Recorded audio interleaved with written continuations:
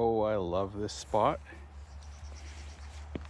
It's good to know what you enjoy doing and to do it. Like walking on a railway trestle.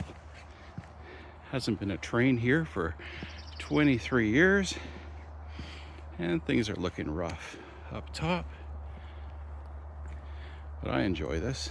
This is one of my happy places on Vancouver Island at Cameron Lake. There's the lake and Highway 4 on the other side. Yeah, gaps in the trestle deck. That's okay. I've always loved this spot. It's a great place to be here in early March. Hope you have a great day. I'm having a great day.